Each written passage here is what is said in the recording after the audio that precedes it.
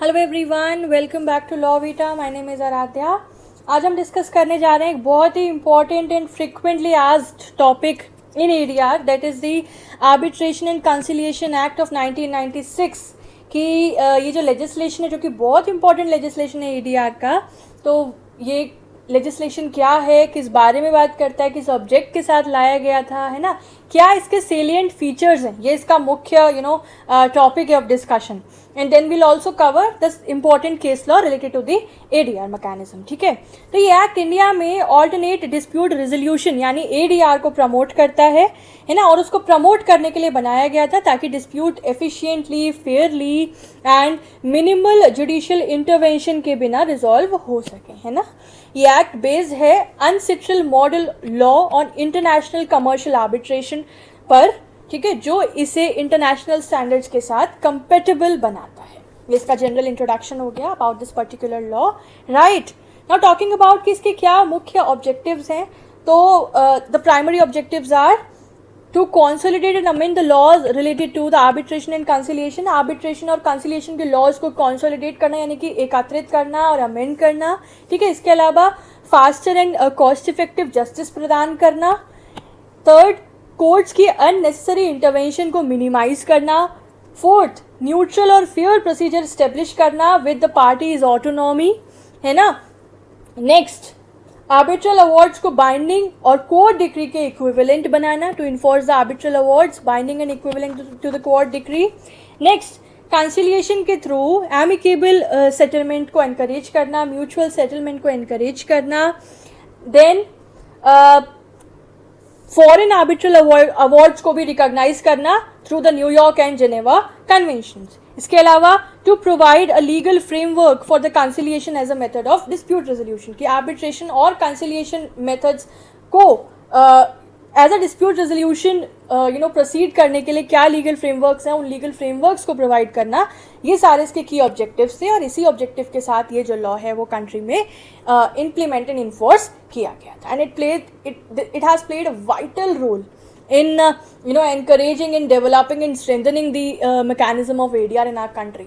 अभी तो काफ़ी सारे इसमें अमेंडमेंट्स हो चुके हैं फर्दर, ठीक है, बट हम लोग यहाँ पे जो प्राइमरी लेजिस्लेशन था हम उसी का डिस्कशन कर रहे हैं। चलिए अब हम बात करते हैं कि क्या इसके कुछ मुख्य फीचर्स हैं, ठीक है।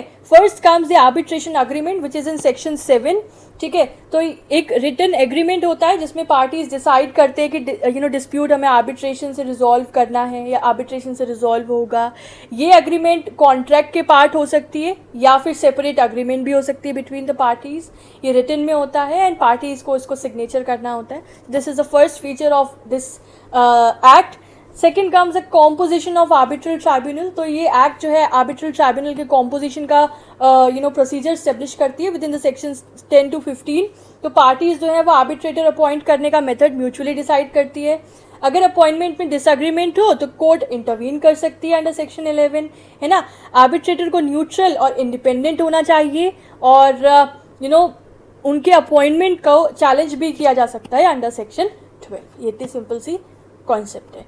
Third feature comes the limited judicial intervention. Section 5 बात करता है दैट कोर्ट्स आर्बिट्रेशन में इंटरफेयर सिर्फ लिमिटेड ग्राउंड्स पर कर सकती हैं, जैसे कि किन ग्राउंड्स पे कर सकती हैं, अगर फ्रॉड का कोई कंटेक्स्ट इन्वॉल्व लग रहा है कोर्ट को, या फिर कोई प्रोसीजरल डिफेक्ट है, कोई इरेगुलरिटी है, in that context only, otherwise there is a minimal और लिमिटेड जुडिशियल इंटरवेंशन।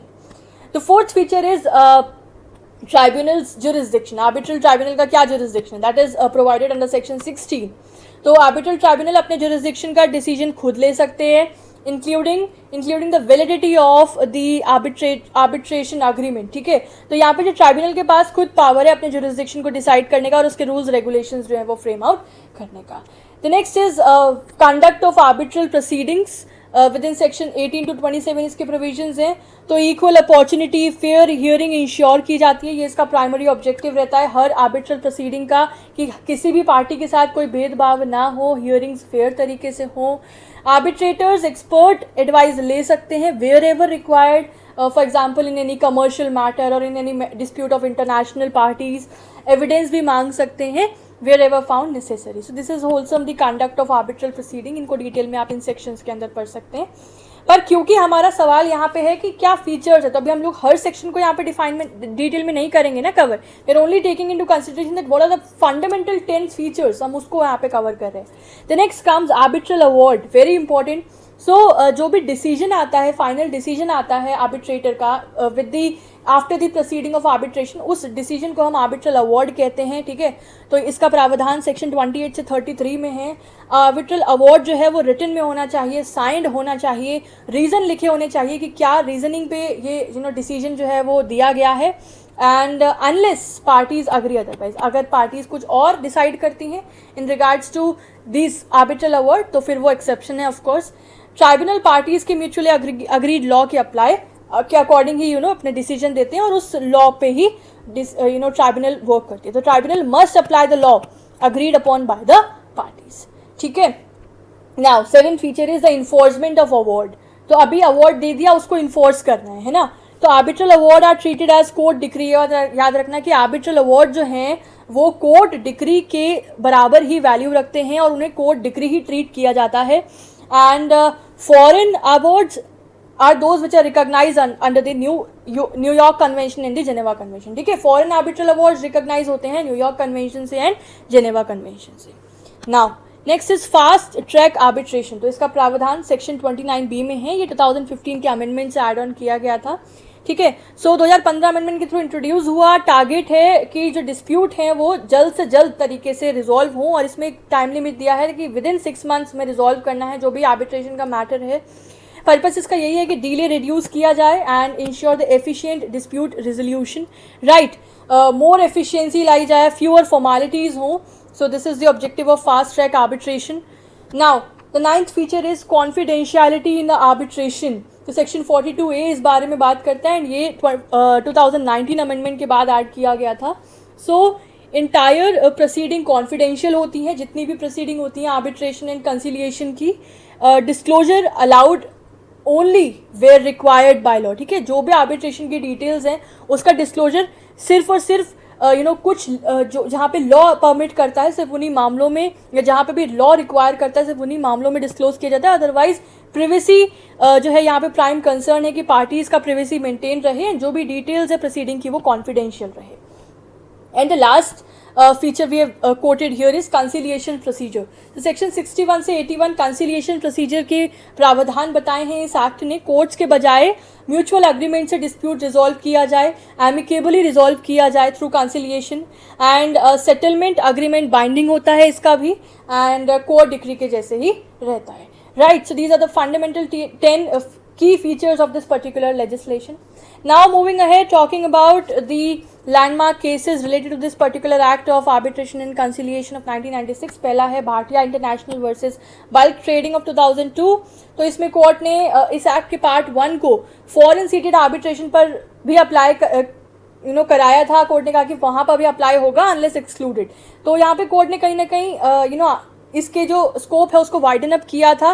लेकिन फिर क्या हुआ, इस जजमेंट को बाल्को वर्सेस केसर एल्यूमिनियम में ओवररूल कर दिया गया था regarding the foreign arbitration applicability. And court ने कहा कि नहीं, फॉरेन सीटेड आर्बिट्रेशन पर इसका पार्ट 1 अप्लाई नहीं होगा. तो कोर्ट ने क्लियर डिस्टिंक्शन डिफाइन की थी between the domestic arbitration and international arbitration और इनके जुरिस्डिक्शन एंड स्कोप को क्लैरिफाई किया था. The next is Indus mobile distribution versus data wind of 2017. सो यहाँ पे मैटर था regarding the jurisdiction of courts and arbitration matters. ठीक है, कि यहाँ पे कोर्ट ने डिफाइन किया कि जो सीट है, सीट ऑफ आर्बिट्रेशन वो कहाँ होगी. तो यहाँ पे the judgment came that they clarified the seat of arbitration determines jurisdiction, reducing the forum shopping. तो यहाँ पे कोर्ट ने कहा कि जो भी आर्बिट्रेशन का सीट होगा वो ही उस जजमेंट के या फिर उस आर्बिट्रेटर के जुरिस्डिक्शन को डिफाइन करेगा. Therefore it is very important to make the rules and decide that arbitration का सीट कहाँ पे होगा, किस तरह से वो डिटरमाइन किया जाएगा. Next case is Haryana space application centre versus pan India consultants private limited. तो in this case court held that arbitrators interest award कर सकते हैं, पार्टी ऑटोनॉमी यहाँ पे अपहोल्ड होगी. ठीक है, arbitrator have the discretion to award the interest reinforcing the parties autonomy. ठीक है, यहाँ पे मतलब मुद्दा यही था कि whether arbitrators power is there to award the interest और not. Right, and the last case is Amazon versus Future Retails of 2021. So there was a matter related to the emergency arbitration award.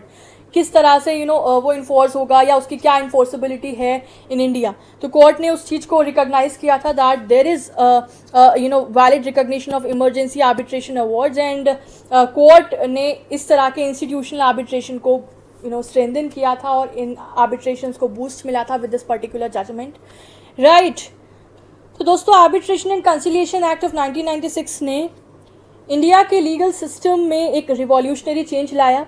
Right. जिसने courts के burden को कम किया, businesses को speedy resolution दिया और India को बनाया एक emerging arbitration friendly jurisdiction. Right. 2015 और 2019 के अमेंडमेंट ने इस एक्ट को और भी इफेक्टिव और भी ट्रांसपेरेंट एंड और भी ज़्यादा इफेक्टिव बनाया. आपको जुडिशरी या लॉ एग्जाम्स में अगर एडीआर या आर्बिट्रेशन के क्वेश्चन आए तो ये लेक्चर के कंटेंट से आप एक फुल लेंथ स्कोरिंग आंसर लिख पाएंगे, मैं ये विश्वास रखती हूँ, because we have covered every important aspect of this particular legislation. Right. हमने ऑल दो सेक्शन वाइज नहीं पढ़ाई की है क्योंकि फिर वो सेपरेट टॉपिक बन जाते हैं कि हम लोग सेपरेटली आर्बिट्रल अवार्ड डिस्कस करें, सेपरेटली कंसिलिएशन डिस्कस करें, सेपरेटली आर्बिट्रेशन अग्रीमेंट्स डिस्कस करें. So we are not doing that. हम लोग यहाँ पे एक ब्रीफ या ओवरव्यू ले रहे हैं इस पर्टिकुलर लॉ का.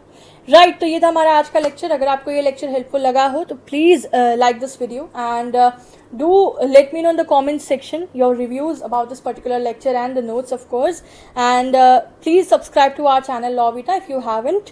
मिलते हैं आपसे अगले एक इम्पॉर्टेंट लेक्चर में. अगर आपको इस सब्जेक्ट के या किसी भी और सब्जेक्ट के नोट्स चाहिए so you may contact us on our Instagram page और ऑन आवर email ID. ठीक है. Thank you for watching. All the best for your exams. Bye bye.